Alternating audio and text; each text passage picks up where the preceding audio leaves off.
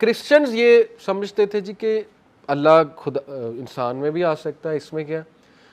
इसीलिए तो सबसे पहले दज्जाल के फॉलोअर्स कौन होंगे? क्रिश्चियंस। जूस तो होंगे लेकिन सबसे पहले तो क्रिश्चियन मारे जाएं, क्योंकि वो तो पहले ग्नोस्टिसिज्म के कायल है कि खुदा इंसानी शक्ल में आ सकता है। उन्होंने तो पूरा अकीदा गढ़ लिया इसमें। तो दज्जाल ने कहना मैं खुदा हूँ, तो वो तो फ़ौरन मानेंगे कि हाँ ये तो आ गया, हज़रत ईसा की सेकंड कमिंग भी हो गई और खुदा भी आ गया। तो ये ग्नोस्टिक्स थे। दूसरे थे Jewish Christians. They believe that they are Jews and must follow the law of Musa. They eat kosher, they get circumcised and that Isa was sent to the Jews. तो बहरहाल ये एक ख़ास सेक्ट था Jews का जो Christian in nature थे, मानते थे हज़रत ईसा को, लेकिन कहते थे वो सिर्फ ज्यूज़ की तरफ आए हैं, जो कि ये भी हमारा भी यही बिलीफ है, इसराइल की तरफ आए हैं, ज्यूज़ की तरफ ही आए हैं हज़रत ईसा। तो ये ज्यूश क्रिश्चियन जिन्हें कहते थे, जो कबूल कर गए थे। तीसरे थे पाउलीन क्रिश्चियन।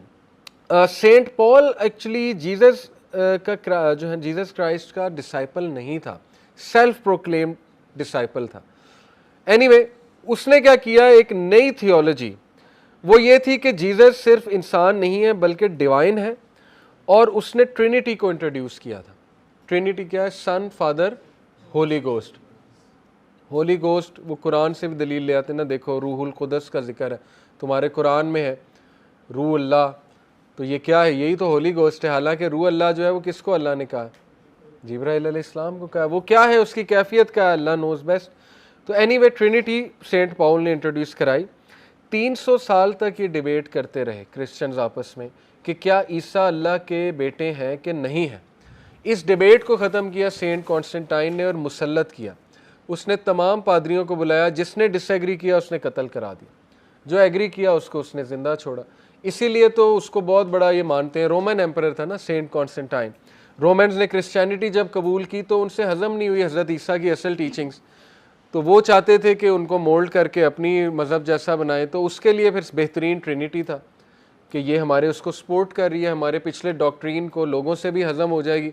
ये कोई नई चीज़ तो है नहीं, पहले भी हम गॉड के सन्स तो एक्सेप्ट करते हैं, जूस और उनको वो सो कॉल्ड गॉड्स जो है, तो ये हमारे लिए कोई नई चीज़ तो है नहीं। तो एनीवे उसने जो है इसको स्टेट रिलीजन बना दिया सेंट कॉन्स्टेंटीन को। और एक और बड़ा ज़बरदस्त वाक़या मैं चाहता हूँ आपको सुनाया जाए। सलमान अल फ़ारसी जो थे वो आपको पता है ना, उन्होंने इस्लाम कबूल किया था 70 साल की उम्र में, और बड़ी उनकी हैरान कुन स्टोरी है। यानी देखें अल्लाह के प्लान्स कैसे होते हैं।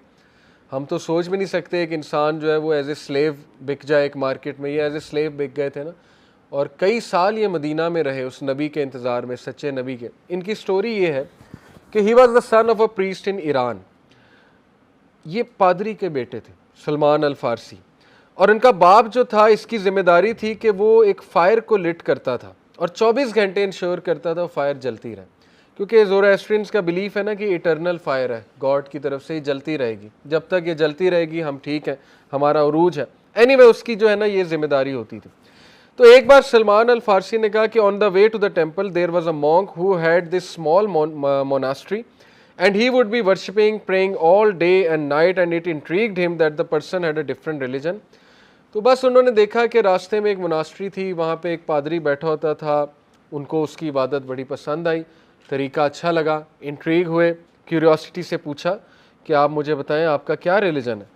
तो पादरी ने जो है वो क्रिश्चियनिटी, लेकिन ऑथेंटिक क्रिश्चियनिटी, यानी कि जो हज़रत ईसा के पैगामात थे वो बताना शुरू की सलमान अल फ़ारसी को।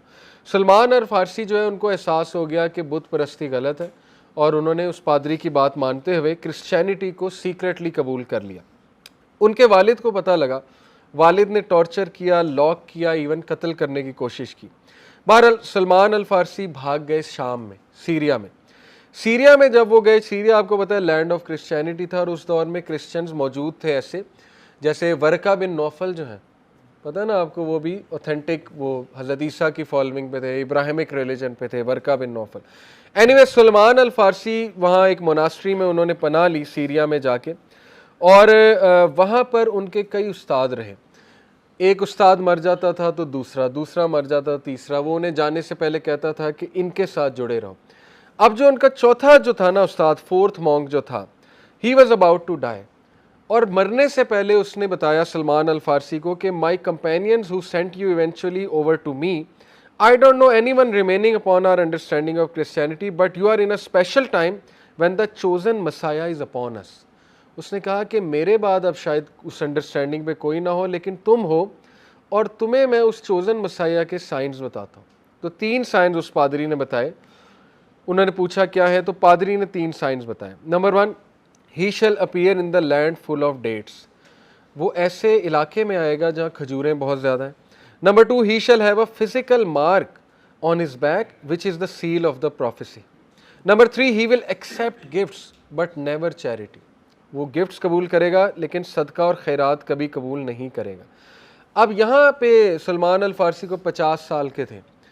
उसके बाद क्या हुआ कि इन्होंने पूछा कि what is the land most known for producing dates, और द आंसर इज़ खैबर या यसरब। यसरब मदीना का इलाका है। So he is told that there are Arab caravans that go there. तो वो उन्होंने क्या किया, एक अरब कारवान से रिक्वेस्ट की मुझे ले जाओ। अरब कारवान ने देखा अच्छा खासा बंदा है, तो वो उस टाइम पे स्लेब, आपको पता है मार्केट थी, उन्होंने कैप्चर किया, कैप्चर करके एज ए स्लेब बेच दिया जुल्म कर।